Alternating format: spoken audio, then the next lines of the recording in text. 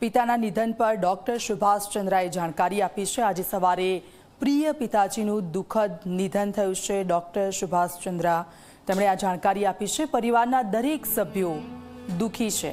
પિતાજીના 96 વર્ષની આ સફર પ્રેરણાદાયક રહી છે। તેમનું 96 વર્ષનું જીવન ઉત્સવ સમાન રહ્યું છે। તો આપ જો પિતાનું નિધન થયું અને તેને લઈને તેમણે શોક વ્યક્ત કર્યો છે, જાણકારી આપી છે।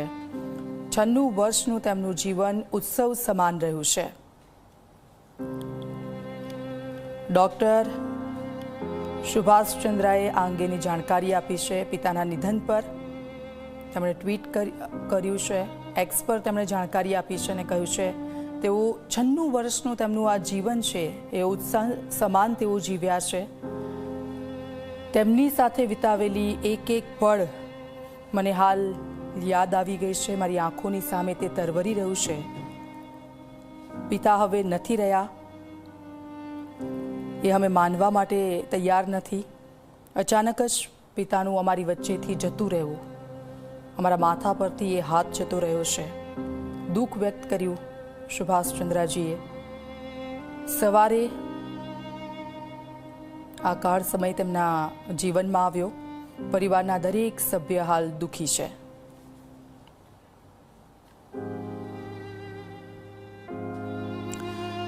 એસએલ ગ્રુપના ચેરમેન ડોક્ટર સુભાષ ચંદ્રના પિતા શ્રી નંદકિશોર ગોયંકાનું 96 વર્ષની વયે મુંબઈમાં નિધન થયું છે। તેમના પાર્થિવ દેહને મુંબઈના મરીન ડ્રાઈવ સ્થિત વસંત સાગર ખાતે અંતિમ દર્શન માટે રાખવામાં આવ્યો છે।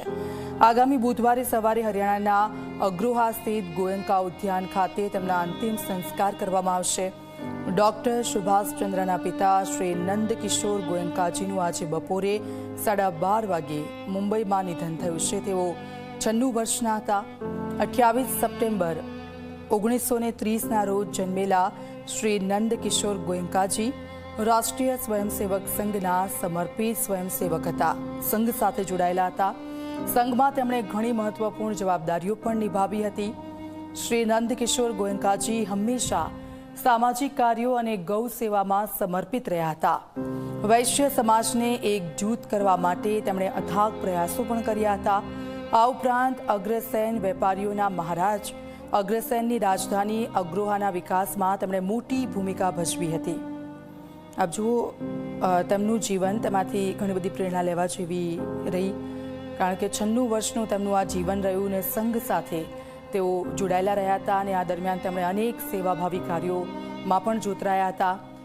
અંતિમ સફરે જ્યારે શ્રી નંદકિશોર ગોયંકાજી નીકળી ચૂક્યા છે ત્યારે તેમનું જીવન કેવું રહ્યું હતું, આ 96 વર્ષનું જીવન તેઓ કેવી રીતે જીવ્યા, તો પ્રખર સામાજિક કાર્યકર રહ્યા। રાષ્ટ્રીય સ્વયંસેવક સંઘને સમર્પિત હતા તેઓ। સંઘમાં તેમણે ઘણી મહત્વપૂર્ણ જવાબદારીઓ નિભાવી હતી। સંઘમાં ઘણા હોદ્દા પર રહ્યા તેઓ। સામાજિક કાર્યો અને ગૌ સેવામાં સમર્પિત રહ્યા તેઓ। સામાજિક કાર્યો અનેક કર્યા તેમણે। વૈશ્ય સમાજને એકજૂટ કરવા માટે અથાગ પ્રયાસો તેમણે કર્યા હતા। અગ્રોહાના વિકાસમાં તેમણે મોટી ભૂમિકા ભજવી હતી। 96 વર્ષનું જીવન પ્રેરણાદાયી રહ્યું તેમનું। પરંપરાગત અનાજ અને કૃષિ વેપાર સાથે જોડાયેલા રહ્યા તેઓ। પરંપરાગત અનાજ અને કૃષિ વેપાર સાથે તેઓ જોડાયેલા હતા। સંઘ સાથે જોડાયેલા રહ્યા। સામાજિક કાર્યોમાં તેઓ જોડાયેલા રહ્યા। અગ્રોહાના વિકાસમાં તેમણે મોટી ભૂમિકા ભજવી હતી। વૈશ્ય સમાજને એકજૂટ કરવા માટે અથાગ પ્રયાસો તેમણે કર્યા હતા। સામાજિક કાર્યો અને ગૌ સેવામાં સમર્પિત રહ્યા હતા। 96 વર્ષનું તેમનું આ જીવન। 28 સપ્ટેમ્બર 1930ના રોજ તેઓ જન્મ્યા હતા અને આજે સવારે જ્યારે તેમનું નિધન થયું, પરિવારમાં શોકની લાગણી છે। શોકમગ્ન છે તમામ લોકો અને આ 96 વર્ષનું તેમનું આ જીવન અને તેમની સાથે વિતાવેલી એક એક પળ આજે એ તમામ પરિવારજનોના આંખોની સામે તરવરી રહી હતી। ડોક્ટર સુભાષ ચંદ્રના પિતા નંદકિશોર ગોયંકાનું મુંબઈમાં નિધન થયું અને તેમની સાથે તેમણે વિતાવેલી કેટલીક પળો અને એના આજે અમે આપને ફોટા પણ બતાવી રહ્યા છે। પિતા સાથે કેટલીક ક્ષણો વિતાવી હતી, બેઠા વાતચીત કરતા હતા અને એ દરમિયાનના આ ફોટા છે.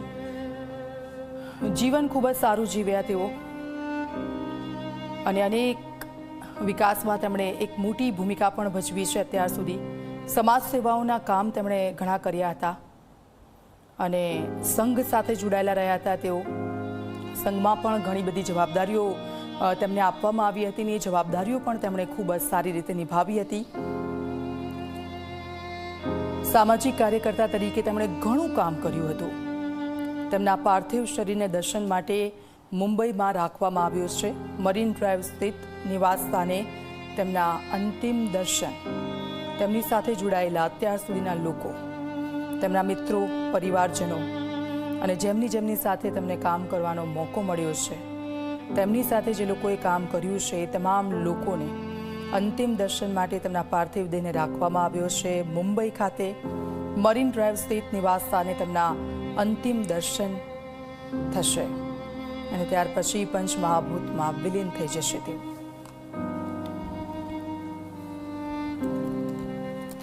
मैं जानता था उन्होंने सारी उम्र मेहनत किया, समाज सेवी की और उनके परिवार ने बड़ी तरक्की करी, सब उनके आशीर्वाद से की. आज वो नहीं रहे तो लेकिन समाज में और अपनी जन सेवा के उसमें अपना वो एक स्थान बना के गए हैं.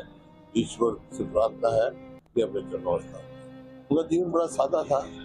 मैं तो मिला उनसे और मैंने कहा पूरा जीवन समाज सेवा में उन्होंने किया, तरक्की की, परिवार की तरक्की हुई. आज सब उनके जो कर्मठ मेहनती थे वो कर्मठ कार्य किया जो उन्होंने जीवन में, उसकी वजह से आज सारा परिवार का इतने बड़े सब, चाहे वो सुभाष चंद्र जी हों, चाहे लक्ष्मी जी हों, तो आज ने सभी पूरी तरक्की की. दुख की घड़ी है, सब उनके साथ खड़े हैं परिवार के साथ और ईश्वर की इच्छा के सामने सिर झुकाना पड़ता है. उनका जीवन अच्छा गया पूरी ली, लेकिन जो ईश्वर के साथ जैसे कहा सिर झुकाना पड़ता है और एक ही रास्ता है उसका परिवार के लिए कि हिम्मत रखें.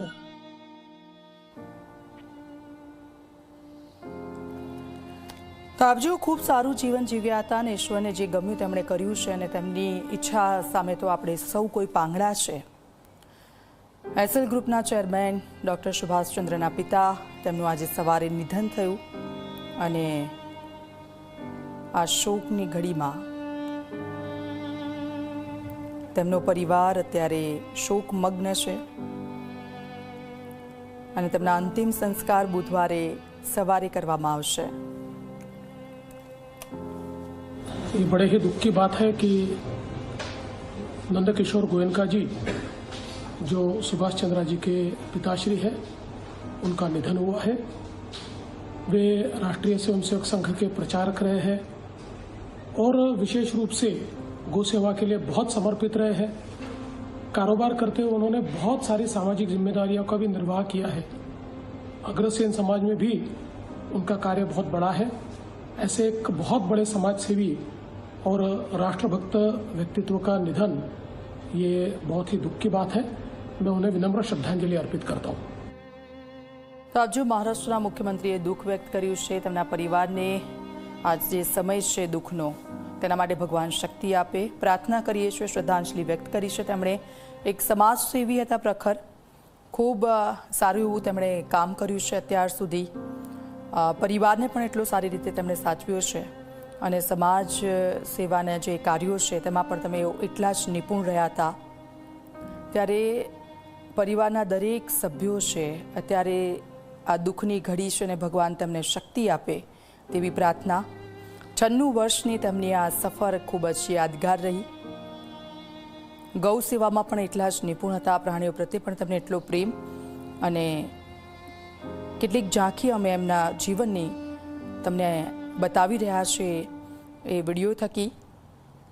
આપ જુઓ ગૌ સેવા માટે તેઓ કેટલા સમર્પિત હતા. આરએસએસ સાથે જોડાયેલા હતા અને સંઘમાં પણ એટલા જ તેઓ કાર્યરત રહ્યા છે. અનેક મોટા હોદ્દાઓ પર પણ રહેલા છે સંઘમાં. ત્યારે હવે તેમની આ સફર પૂરી થઈ છે.